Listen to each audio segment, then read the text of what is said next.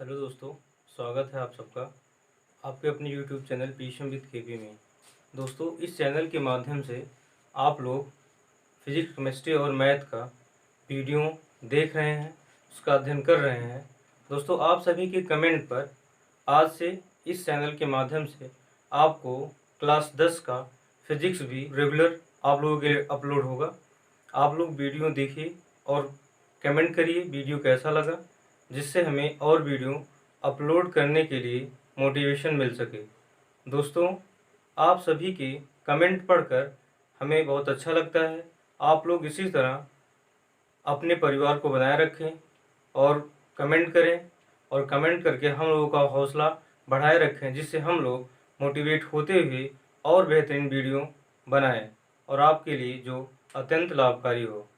दोस्तों, तो चलिए हम लोग आज से क्लास 10th का फिजिक्स का वीडियो प्रारंभ करते हैं, और इस वीडियो में हम लोग प्रकाश के कुछ बेसिक गुणों के बारे में अध्ययन करते हैं। तो दोस्तों, शुरू करते हैं। दोस्तों, पहले हम जान लेते हैं प्रकाश क्या है। दोस्तों, प्रकाश एक प्रकार का ऊर्जा है जो हम लोगों के अंदर दृश्य संवेदना जागृत करता है। वास्तव में दोस्तों, प्रकाश को हम लोग देख नहीं सकते। प्रकाश के द्वारा हम वस्तुओं को देखते हैं। जैसे प्रकाश जिस वस्तु पर पड़ती है वह वस्तु हमें दिखाई देती है। हम लोगों ने बहुत बार देखा है या रेगुलर देखते हैं कि सूर्य का प्रकाश निर्वात से या वायुमंडल से होते हुए पृथ्वी तक पहुंचता है। बीच में हमें कुछ नहीं दिखाई देता है, केवल हमें नीला आकाश ही दिखाई देता है। और जब वह प्रकाश पृथ्वी पर स्थित वस्तु, पेड़ पौधे, मकान या हम लोगों के ऊपर पड़ता है या किसी भी वस्तु के ऊपर पड़ता है तो वह वस्तु हमें दिखाई देता है। जैसे अगर किसी कमरे में अंधेरा है, वहाँ कोई बल्ब या अन्य प्रकाश का कोई माध्यम नहीं है, तो उस कमरे में हमें कोई भी वस्तु दिखाई नहीं देती है। और जैसे ही हम कमरे में बल्ब को अथवा टार्च को या लालटेन को जलाते हैं, तो जब वह प्रकाश किसी वस्तु पर पड़ता है तो वस्तु हमें दिखाई देने लगती है। दोस्तों, प्रकाश के कुछ और गुण हैं। जैसे प्रकाश किसी माध्यम से मुड़ भी सकता है। जैसे हम लोग देखते हैं कि तारे रात में टिमटिमाते रहते हैं, और प्रकाश का एक प्रमुख गुण है जो हम लोग वर्षा के समय में देखते हैं, इंद्रधनुष का बनना। इंद्रधनुष में हम लोग 7 रंगों का अध्ययन करते हैं।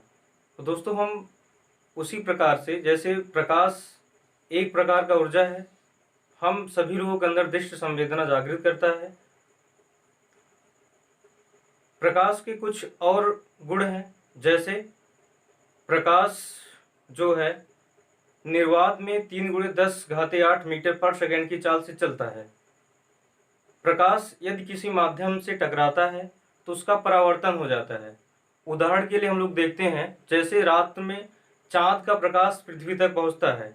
जब सूर्य की किरण चांद की सतह पर पड़ती हैं तो उसकी सतह से प्रकाश परावर्तित होकर पृथ्वी तक पहुंचता है, अर्थात प्रकाश का परावर्तन होता है। प्रकाश के अन्य गुण, जैसे प्रकाश जब एक माध्यम से दूसरे माध्यम में प्रवेश करता है तो उसका अपवर्तन हो जाता है। जैसे इसका उदाहरण है कि जल में पेंसिल की नोक जो होती है, अगर जल में पेंसिल की नोक डूबी हुई है तो वह तिरछी दिखाई देती है। यह प्रकाश की अपवर्तन का कारण है। दोस्तों, प्रकाश एक सीधी रेखा में चलता है। जैसे अगर हम टॉर्च को जलाते हैं तो टॉर्च एक सीधी रेखा में, उसका जो प्रकाश होता है एक सीधी रेखा में चलता है, न कि वह टेढ़ी मेढ़ी रेखा में चलता है। प्रकाश एक सीधी रेखा में चलता है, सरल रेखा में चलता है। दोस्तों, प्रकाश का विवर्तन होता है।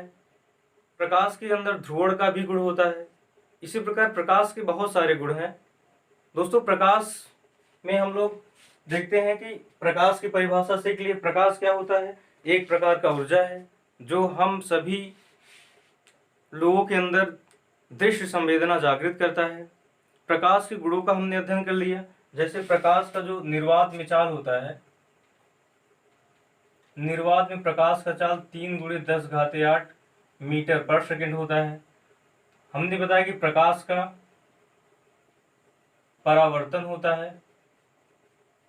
परावर्तन कब होता है? जब प्रकाश किसी चिकनी सतह पर पड़ता है तो वहां से वह प्रकाश मुड़ जाता है, उसी को हम प्रकाश का परावर्तन कहते हैं। जैसे हम लोग बचपन में देखे होंगे कि हम लोग कांच ले लेते थे, दर्पण ले लेते थे और सूर्य के प्रकाश को अपने घरों के अंदर भेजते थे। तो वही प्रकाश का परावर्तन का एक प्रक्रिया है। कांच जो हमारा एक चिकना है, चिकना सरफेस है, और सूर्य का प्रकाश जब उस कांच पर, दर्पण पर पड़ता था तो उसका जो प्रकाश होता था सूर्य का, घर के अंदर हम लोग भेजते थे। यह प्रकाश का परावर्तन है। दोस्तों प्रकाश का अपवर्तन भी होता है। यह भी प्रकाश का गुण है कि प्रकाश का अपवर्तन होता है। प्रकाश एक सीधी रेखा में चलता है।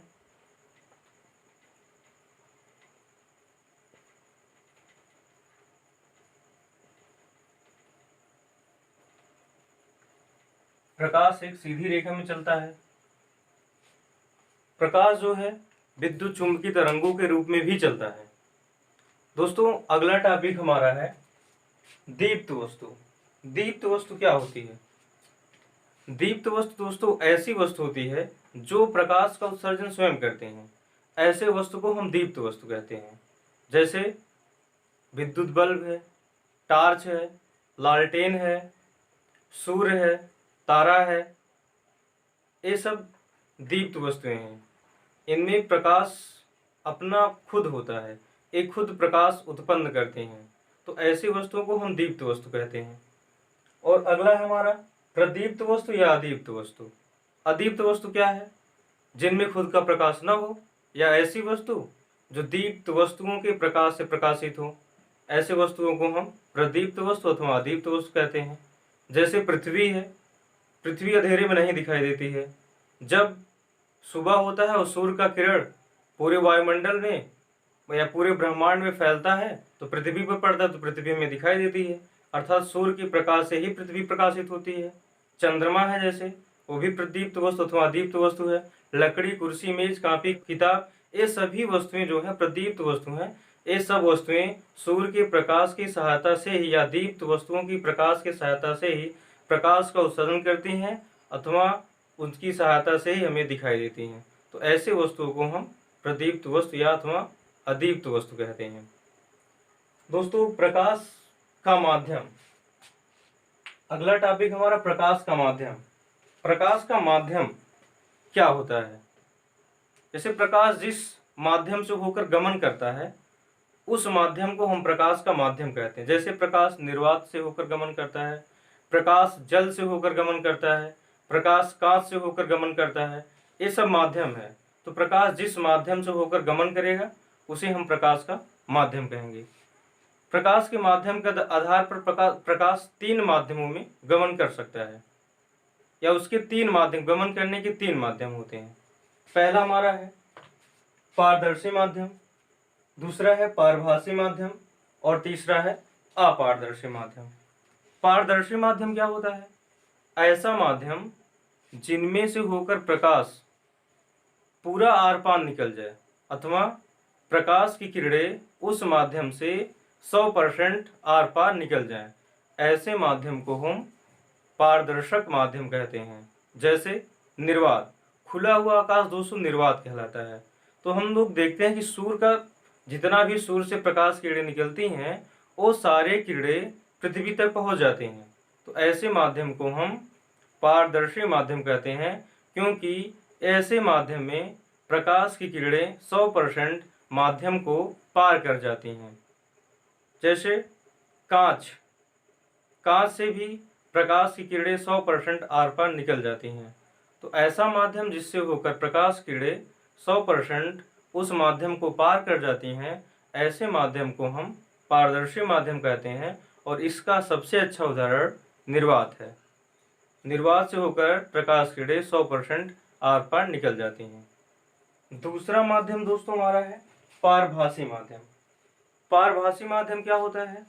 ऐसा माध्यम जिससे होकर प्रकाश की किरणें आंशिक रूप से आर पार हो या आंशिक रूप से उस माध्यम को पार करें। आंशिक का कहने का मतलब कुछ भाग प्रकाश का परावर्तन हो जाए और कुछ भाग ही पार निकले, या थोड़ा भाग पार निकले थोड़ा भाग परावर्तन हो जाए। तो ऐसे माध्यम को हम कहते हैं पारभासी माध्यम या पारभाषक माध्यम। जैसे यदि हम किसी कांच को पत्थर पर रगड़ दें, यानी कि घिसा हुआ कांच कह दें, तो उस कांच को हम यदि टार्च में लगाएं तो देखेंगे टार्च का जो प्रकाश होगा वो धुंधला निकलेगा। अर्थात प्रकाश जो होगा वो आंशिक रूप से आर पार करेगा।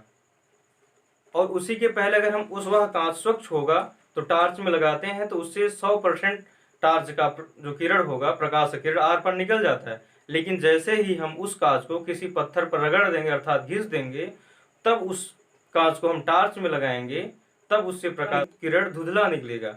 अर्थात वह घिसा हुआ कांच से प्रकाश किरण आंशिक रूप से आर पार करेगा। और अगला उदाहरण जैसे हम देखते हैं, पारभाषक माध्यम का गंदा जल या तेल से भीगा हुआ कागज, ये सब पारभासी माध्यम के उदाहरण हैं। इन माध्यम से प्रकाश का किरण जो होता है 100% नहीं आर पार निकल पाता, वह आंशिक रूप से निकलता है। अर्थात कि कुछ किरणें पार पार निकल जाती हैं और कुछ किरणों का परावर्तन हो जाता है।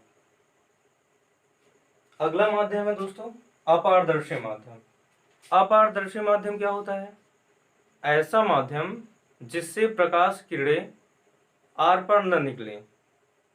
जैसे पारभासी माध्यम ने पढ़ा कि 100% आर पार निकल जाती हैं, तो अपारदर्शी माध्यम में प्रकाश किरणें आर पार नहीं निकलेंगी, 100% आर पार नहीं निकलेंगी। जैसे लकड़ी है, लकड़ी के अगर हम टार्च को जलाते हैं लकड़ी की एक तरफ तो दूसरी तरफ प्रकाश किरणें नहीं जाती हैं। ईंट है, अगर ईंट के एक तरफ प्रकाश जल रहा है या टार्च जल रही है तो अगले या उस दूसरी तरफ प्रकाश किरणें नहीं निकल पाती हैं। जैसे हमारा कमरा है, कमरे में बल्ब जल रहा है तो क्या उस बल्ब का प्रकाश बाहर निकलता है? नहीं निकलता है। तो ऐसा माध्यम जिससे होकर प्रकाश किरणें 100% आर पार न निकल पाए या आर पार निकले ही ना, तो ऐसे माध्यम को हम अपारदर्शी माध्यम कहते हैं।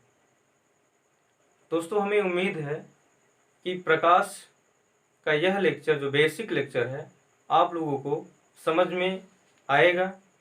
दोस्तों आप लोग वीडियो देखें और कमेंट करके बताएं कि वीडियो कैसा लगा। अगले वीडियो में हम प्रकाश से कुछ इम्पॉर्टेंट गुणों को बताएंगे, जैसे प्रकाश का परावर्तन अगले वीडियो में हम लेकर आएंगे।